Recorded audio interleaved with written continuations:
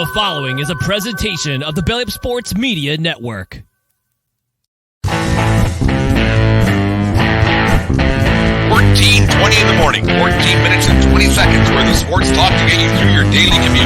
Hot takes, recaps, best bets, and a little humor to get your day going in the right direction.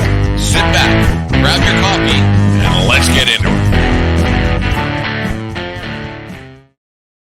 All right, 14:20 in the morning for this 19th day of February 2024. Today's show, as always, is brought to you by SeatGeek.com and the SeatGeek app. Use promo code 1420POD at SeatGeek.com today for all your ticket needs and get yourself $20 off your first purchase by using promo code 1420POD over there at SeatGeek.com today. Remember, we are part of the Belly Up Media Network. Go to BellyUpSports.com for all their great articles and other great podcasts, such as No Credits Required, Rise of the Occasion, and Aaron and Joey over there at Brutally Honest Sports. So make sure you guys go to BellyUpSports.com.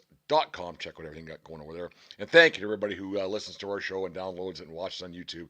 Thank you very much for making us a part of your day each and every day from wherever you may be listening to.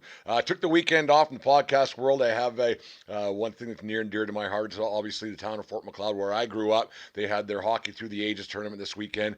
Great charity event, raised over $50,000 for the community. Stays right in the community every time that those guys get her done, get her taken care of out there. This year it was kids sport. They're trying to get some new kids facilities, outdoor facilities in Fort Macleod. They got rid of some for some various reasons over the years, but the money will go to that. So thank you very much to Scott and Rob and Mike Davis and all the rest of the guys who were part of that organization, everybody who donated their time and energy. And I ended up playing hockey a little bit this weekend. I had played in 2 games. Friend of the show and a close friend of mine, Wes Stockton, he went down in the first 10 minutes of the first game. So I took his place on defense. Didn't factor in the scoring, but I had a pretty good time out there, and we didn't fare too well, but a lot of fun was had. But anyways, the Major League Baseball spring training, all the pitchers and catchers they reported last week.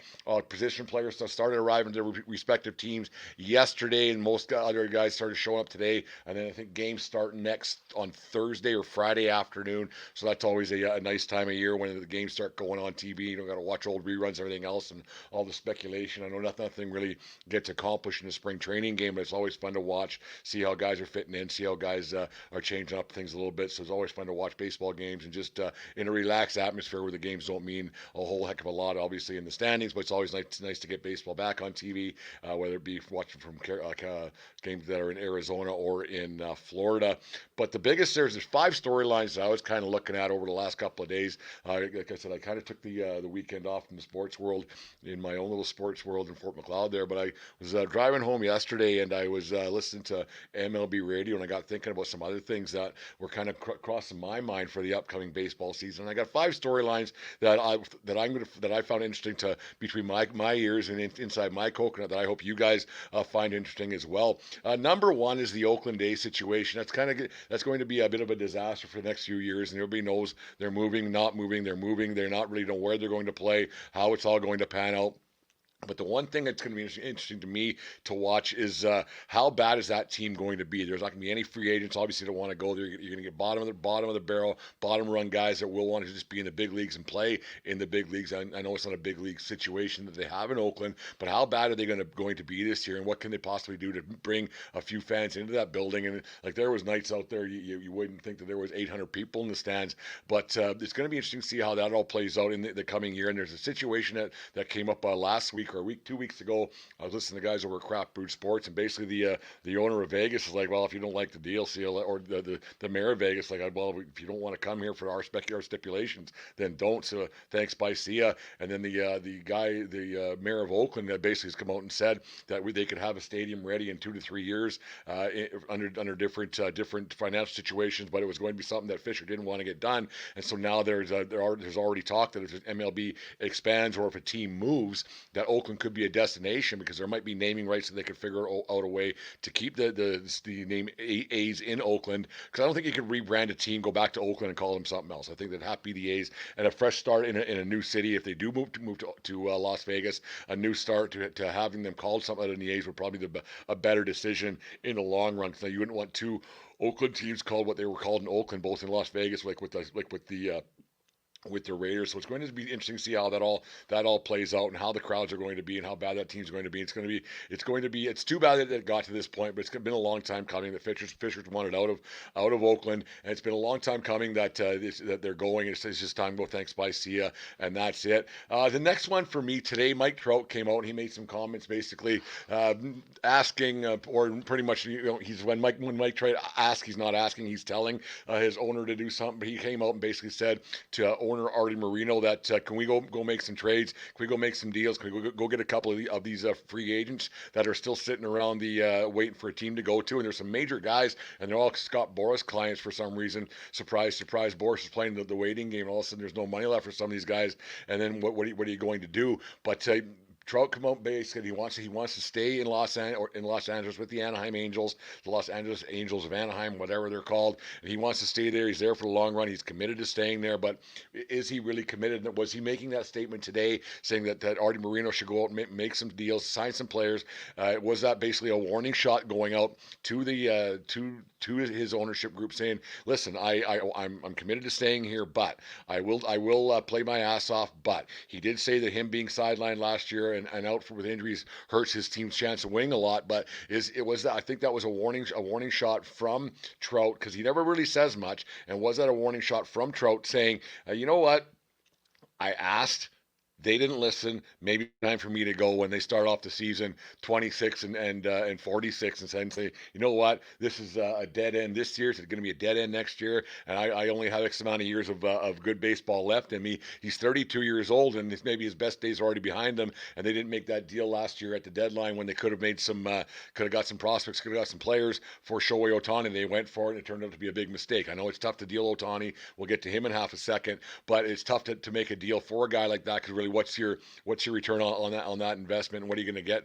What are you going to get for a guy like Ohtani? It's a different situation that the Angels were in last year, but now you have a guy with Mike Trout saying, you know what, go get some deals. There's still some players out there. There's still some pitchers out there. Specifically, he mentioned some guys with the Blake Snell and Jordan Montgomery signing from 1-year deals. That might be all they can get right now, but it's one of those things that Trout maybe set out the warning signs, signals saying, you know what, I asked, you didn't reciprocate, so now you know what.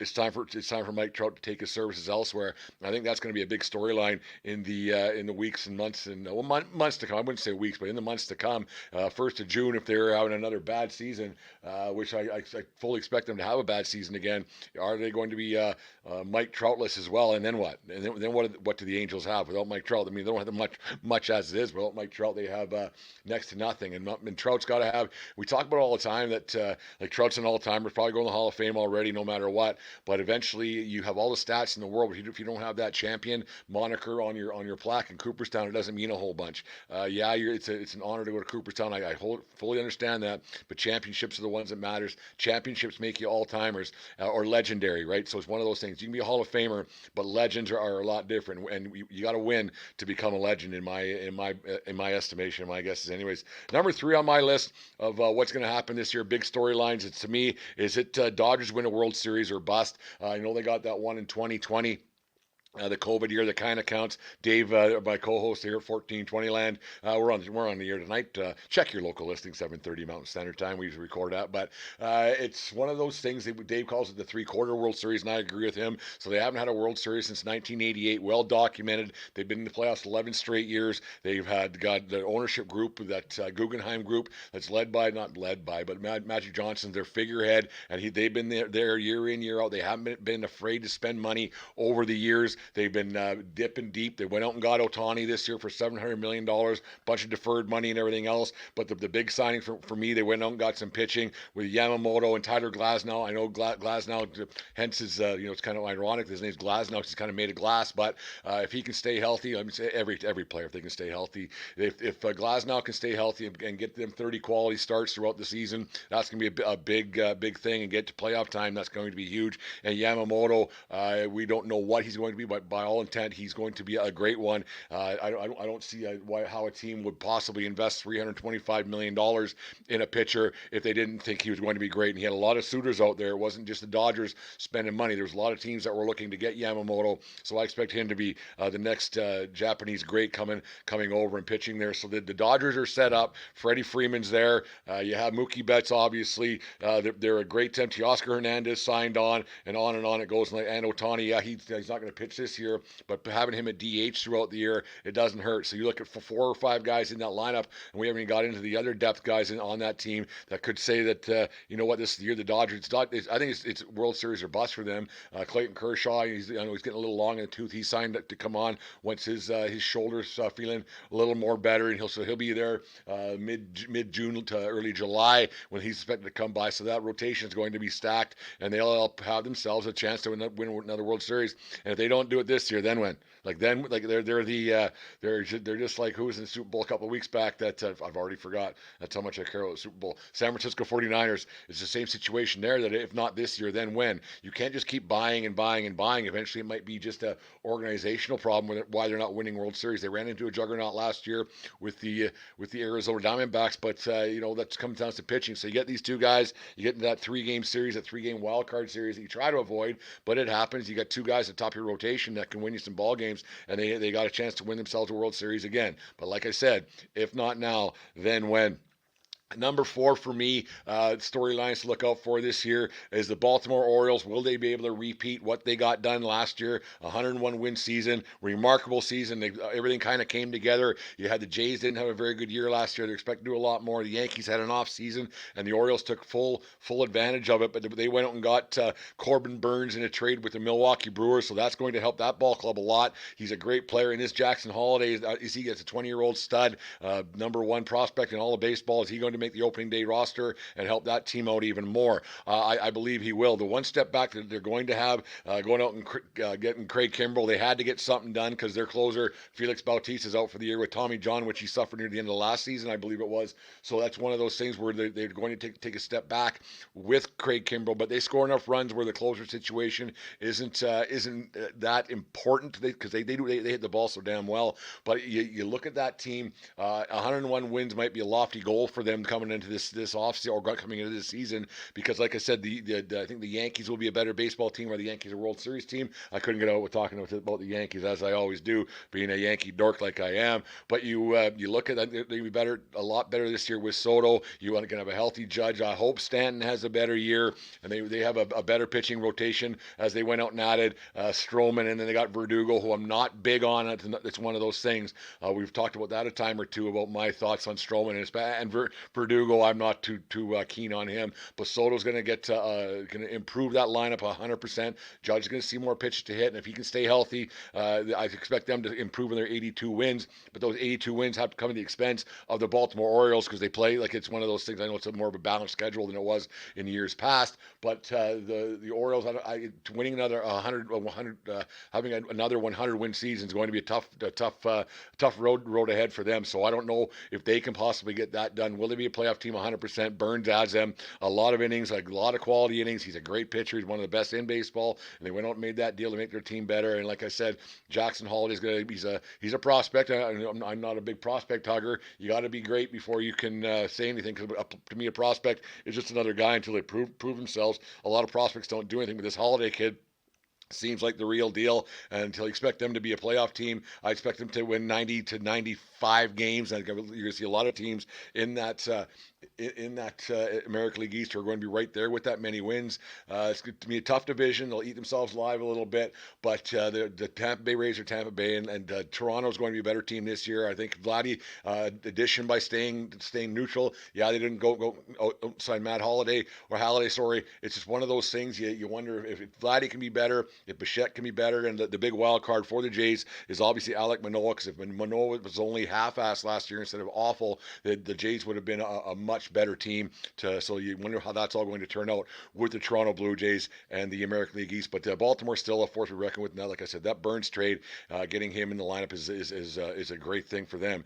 Number 5 for me, and it's going to be really interesting to see how this all pans out. The Philadelphia Phillies have been poised to win a World Series for a few years. They had the surprise finals appearance a couple years ago. and then now they lost in the NLCS last year to a surprising Arizona Diamondback team. You just wonder what's going to happen with that Phillies team. They're basically running the exact same team back. They have a high payroll, Bryce Harper and Trey Turner, and on it goes with that team. But they didn't really do anything to get themselves over that next hump, but maybe the hump just was a fluke off year or a fluke year by the Arizona Diamondbacks, and it was just maybe a situation. Losing two at home in a row was odd at Citizens Bank Park. You didn't expect the Phillies to lose both games at home in the NLCS, but they did. So did they have to make any deals to get themselves over that hump? I don't think they did, but they didn't. So they agreed with what I was thinking. But could they make a deal before spring training is up and go out and get that left-hander that they might want to get in a Jordan Montgomery, in a Blake Snell, which he's reportedly talking back with the Yankees again, but the Yankees were only going to offer him $25 million, I think it was, and on it goes. But he may have waited too long to get that next deal, because I think you're going to see these guys sign 1 year, show me deals again. But with pitchers, that's a tough thing to do, because you just don't know how if an arm is going to last, or if an arm is going to just give way, because eventually it does happen, and it can happen 2 or 3 times in a guy's career. And so you just wonder what's going to happen with those guys not having contracts right now. You're into week 1 of pitches and catches already, so the further it goes on it goes, you wonder what Boris is thinking. He's got 3 or 4 guys, big name guys, that don't have anywhere to play yet, and the money's going to get lesser and lesser, because eventually these guys are going to want to play, because they're going to want to get paychecks. And when you only have X amount of years in your career to get paid, you want to take full advantage of that. So I expect Snell to sign somewhere. And could it be Philadelphia? If they go out and get one of those 2 guys, they'll be right there for a World Series contender once again. But I don't think it matters in that East. You got that Atlanta Braves team is so damn good, but you just look at what they've done, and adding Chris Sale, I think that's a huge addition. If Sale can get healthy again and just put together a Sale-esque kind of a season, he's going to help that Braves team a lot. So you just wonder, it's all going to come together. It's all going to be a lot of fun. I'm really excited for that. The Yankees aren't a World Series team as of right now. If they can go out and sign Snell, you wonder what Rodon's going to do, and then Stroman, and on it goes. I think that, but the Rodon thing with the Yankees is definitely the most important player on that team, because you expect the other guys should perform up to their standards. You expect Stroman to be a solid number 2.5 guy, but it's basically up to Cole. It's up to Judge. It's up to Soto, and you never know what Soto's addition into that lineup is going to do for Giancarlo Stanton. So it's going to be one of those. It's going to be fun to watch and see how it's all going to play out. Starting in about 4.5, 5 short weeks, Major League Baseball season kind of gets going. So spring training games get going this weekend, or this upcoming week, next weekend. So that should be a lot of fun to watch. Storylines for the day. Make sure you guys like, share, subscribe on YouTube, and all that stuff. And make sure you guys, check out all our stuff and listen to some past episodes of the 1420 Sports Bar Podcast. For Beer with Sports Talk and a whole lot more. This segment was brought to you by SeatGeek.com, the SeatGeek app. Use promo code 1420pod over there at SeatGeek.com today and save yourself $20 on your first purchase. SeatGeek presents Boomstick Lady. SeatGeek helps her find the perfect seat so she can sit where her boomsticks make the biggest boom. Oh, okay. SeatGeek handles the tickets so fans can fan.